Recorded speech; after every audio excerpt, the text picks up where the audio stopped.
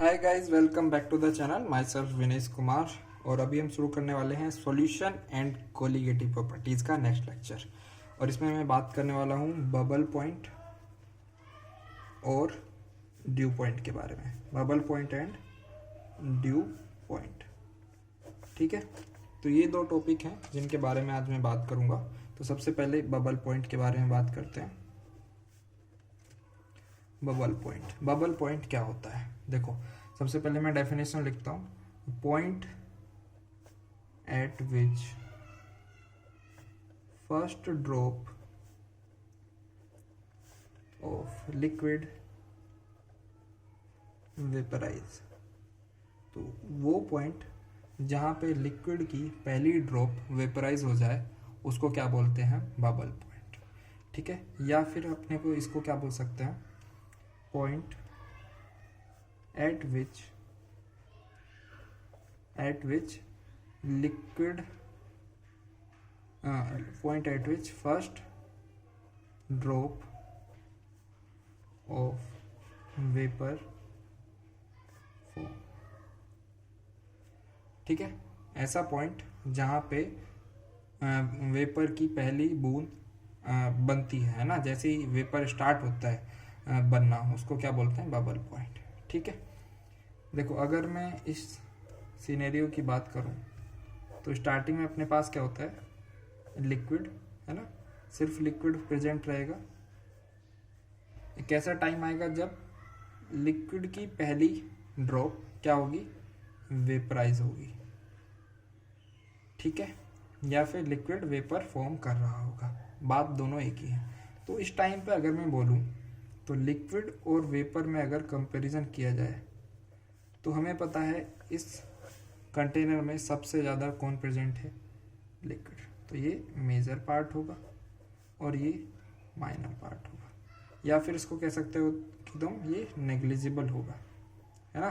सिर्फ एक ड्रॉप है तो नेग्लिजिबल ही मान सकते हैं इसको। तो ये तो हो गई हमारी बबल पॉइंट की बात। अगर मैं ड्यू पॉइंट की बात करूं, ठीक है। बबल पॉइंट में हमारी पहली ड्रॉप ऑफ लिक्विड वेपराइज हो रही थी। इसमें क्या होगा? Last drop of liquid vaporise होगी। Point at which last drop of liquid vaporise ना, जब लिक्विड की लास्ट ड्रॉप वेपराइज होती है तो उसको क्या बोलते हैं? Due point. या फिर इसको बोल सकते हैं point at which first drop of vapour condense, ठीक है। तो ऐसा पॉइंट जहां पे वेपर की पहली ड्रॉप कंडेंस होने लग जाए, है ना, जहाँ पे वेपर कंडेंस होना स्टार्ट होता है उसे क्या बोलते हैं? ड्यू पॉइंट, ठीक है। और क्या बोल सकते हैं? जहाँ पर लिक्विड की लास्ट ड्रॉप वेपराइज होती है वो भी ड्यू पॉइंट होता है, ठीक है। इस कंटेनर का अगर मैं इस सिचुएशन में कंटेनर की अगर मैं बात करूँ तो इसमें क्या होगा? पूरा वेपर बन चुका होगा, एक लास्ट ड्रॉप लिक्विड की बची होगी, है ना, ये भी वेपराइज होने वाली होगी। तो इसमें बोल सकता हूँ कि लिक्विड हमारा क्या होगा? माइनर, और वेपर क्या होगी? मेजर, ठीक है। वेपर क्या होगी? Major portion. देखो, ये तो बात होती है अपनी लिक्विड और वेपर की, बबल पॉइंट और ड्यू पॉइंट की, ठीक है। अगर मैं एक और चीज़ लूँ कि अगर मैं बबल पॉइंट से पहले की बात करूँ तो बबल पॉइंट से पहले कंटेनर में सिर्फ अपना लिक्विड प्रेजेंट होगा। और अगर मैं आफ्टर ड्यू पॉइंट की बात करूं तो उस टाइम सिर्फ कंटेनर में क्या प्रेजेंट होंगे? ओनली वेपर्स, ठीक। Before bubble point liquid, after due point vapour.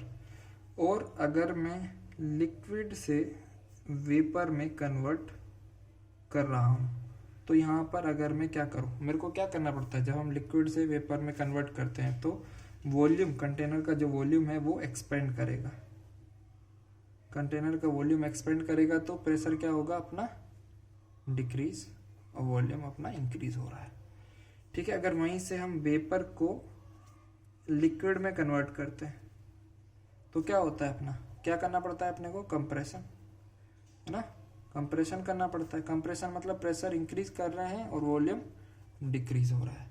ठीक है, तो ये अपनी कुछ चीज़ें हैं। अब देखो, जो जनरली हम अगर मैं बात करूं तो जो लिक्विड और वेपर के बीच का जो इक्विलिब्रियम है वो जनरली कहाँ एग्जिस्ट करता है, बबल पॉइंट और ड्यू पॉइंट के बीच में। ठीक है, तो liquid vapour equilibrium exist between bubble point and dew point. समझ में आती है बात? बिना अगर जब तक कंटेनर में दो जैसे लिक्विड और वेपर प्रेजेंट रहेंगे तभी इक्विलिब्रियम होगा, या सिर्फ लिक्विड और सिर्फ वेपर होगी तो इक्विलिब्रियम नहीं होगा। ठीक है, तो देखो मैं एक केस लेता हूँ, एक केस जिसमें स्टार्टिंग में सिर्फ प्योर लिक्विड है, ओनली लिक्विड पूरा भरा हुआ है, इसके ऊपर मैंने एक पिस्टन लगाई हुई है। ठीक है, अब मैं क्या करता हूँ, इस पिस्टन को रेज करता हूँ। मैंने इसका कुछ वेपर प्रेशर लिया हुआ है, कुछ भी, है ना, वीपी मैं लिख देता हूँ, मान लो इसको 0.4 ATM लिया हुआ है, टेम्परेचर T। ठीक, मैंने पिस्टन को रेज किया। जब मैं पिस्टन को रेज करूँगा तो क्या होता है, वेपर प्रेशर घट जाएगा, प्रेशर जो है घट जाएगा। प्रेशर घटेगा तो क्या होगा, हमारी जो लिक्विड है वो वेपर में फॉर्म हो जाएगी, है ना। तो इसका मतलब ये क्या है, यहाँ पर स्टार्टिंग में सिर्फ एक जो है वेपर फॉर्म होगी, पहली drop of vapour will form. तो इसी को क्या बोलते हैं हम, बबल पॉइंट। तो यही वो टाइम है जिसको अपन बबल पॉइंट बोलते हैं। तो इस टाइम पे अगर मैं बात करूं तो मान लो pressure P1 equal to V1 equal to N1 RT लिख सकते हैं। ठीक है, तो P1 की अगर मैं बात करूं तो ये क्या है, प्रेशर जो क्रिएट हो रहा है वेपर की वजह से, है ना। तो N1 ये हो गया नंबर ऑफ मोल्स कितने हैं वेपर मॉलिक्यूल के। अगर मैं और अगर पिस्टन रेज करूंगा दोबारा से तो क्या होगा अपना, इस बार बहुत सारी वेपर की फॉर्म वेपर्स होंगी और बहुत सारा लिक्विड होगा। तो उस टाइम प्रेशर क्या होगा, P2 V2 equal to N2 RT। अच्छा, प्रेशर देखो, प्रेशर चेंज नहीं होगा क्योंकि प्रेशर क्या है, वेपर प्रेशर, और वेपर प्रेशर जो है वो वॉल्यूम पे डिपेंड नहीं करता है ना। वेपर प्रेशर सिर्फ किस चीज़ पे डिपेंड करता है, टेम्परेचर पे। तो यहाँ पे तो इक्विलिब्रियम सेट है, तो अपना वेपर प्रेशर जो है वो वॉल्यूम पे डिपेंड नहीं करता है, सिर्फ टेम्परेचर पे डिपेंड करता है। तो प्रेशर तो सेम रहेगा, N2 R2। ठीक है, समझ में आती बात। लिक्विड और वेपर का जब इक्विलिब्रियम रहता है तो उस टाइम पे जो वेपर प्रेशर है ना, वो सिर्फ टेम्परेचर पे डिपेंड करेगा। अगर मैं और पिस्टन को रेज करूँ, ठीक है, अगर मैं और पिस्टन को रेज करता हूँ तो क्या होता है कि पूरा जो है अपना लिक्विड वो वेपराइज हो जाएगा, एक लास्ट ड्रॉप बचेगी। तो ये क्या है अपना ड्यू पॉइंट। ठीक है, इस टाइम पे अगर मैं बात करूं PV3 equal to N3 RT। अगर मैं बात करूं N2 और N1 के रिलेशनशिप की तो क्या होगा, N2 will be greater than N1, और N3 और N2 के बीच की बात करूं तो N3 will be greater than N2, है ना। कितने मोल्स है इसमें, वेपर के कितने मोल्स हैं और इसमें, तो ऑब्वियसली N3 मतलब इस फॉर्म में वेपर ज़्यादा है, इसमें कम है, समझे। अगर मैं इसको और ज़्यादा पिस्टन रेज कर दूँ तो अब इसमें सिर्फ क्या होगा, सिर्फ और सिर्फ वेपर्स होंगी, है ना। और अगर इसके प्रेशर और इसके प्रेशर में अगर मैं अब डिफरेंस क्रिएट करूं तो देखो अब यहाँ पे सिर्फ कोई इक्विलिब्रियम नहीं है, अब यहाँ पे कोई इक्विलिब्रियम नहीं है, यहाँ पे सिर्फ वेपर्स हैं। ठीक है, तो इस केस में क्या होगा, हम बॉयल्स लॉ अप्लाई कर सकते हैं, है ना। और बॉयल्स लॉ क्या कहता है, P1 V1 equal to P2 V2। यहाँ पे जो प्रेशर होगा इंटू इसका वॉल्यूम इक्वल टू जहाँ पे जो प्रेशर होगा वो इसका वॉल्यूम। ठीक है, तो ये होती है अपनी बात। ठीक है, अब देखो इस पर कुछ कुछ क्वेश्चन करते हैं। क्वेश्चन होगा कुछ इस तरीके से, देखो सबसे पहला क्वेश्चन है कि मेरे पास एक कंटेनर है, कंटेनर में है वेपर्स। ठीक है, वेपर है और इनका जो प्रेशर है वो है 700 टोर, वॉल्यूम मैंने दिया हुआ है 5 लीटर। अब मैंने इसको वेपर्स को एक दूसरे कंटेनर में शिफ्ट किया, दूसरे कंटेनर का वॉल्यूम 20 लीटर था। ठीक है, अब मेरे को इसका प्रेशर बताना है। मैंने जैसे इस केस में बताया, यहाँ पे भी वेपर थी, यहाँ पे भी वेपर थी, तो हम बॉयल्स लॉ अप्लाई कर सकते हैं। तो बॉयल्स लॉ क्या बोलता है, P1 मतलब अपना 700 into V1 into 5 is equal to P2 जो हमें निकालना है इंटू 20। तो प्रेशर कितना हो जाएगा 5 4 20, तो ये हो गया 700/4 टोर। ठीक है। अगर यहीं पे मैं दूसरे क्वेश्चन की बात करूं, क्वेश्चन नंबर 2, जो क्या कह रहा है अपना, देखो एक लिक्विड है ना, लिक्विड का वेपर प्रेशर दिया हुआ है कितना 300 टोर। ठीक, देखो लिक्विड भी है और वेपर प्रेशर भी दिया हुआ है। जब इस तरह का केस रहे ना तो ये समझ लेना ये जो अपना ये है वो इक्विलिब्रियम में है ना। लिक्विड, अगर क्वेश्चन में लिक्विड और वेपर प्रेशर दिया हुआ है मतलब कि वहाँ पे इक्विलिब्रियम स्टेब्लिश है, वेपर भी है और लिक्विड भी है।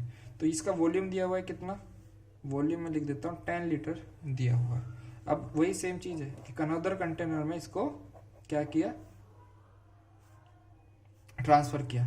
तो यहाँ पे वॉल्यूम इसका 5 लीटर है, बोल रहा है कि बताओ वेपर प्रेशर क्या होगा। अब मैंने थोड़ी देर पहले ही बताया था कि वेपर प्रेशर क्या है, डिपेंड नहीं करता है कंटेनर के साइज पे।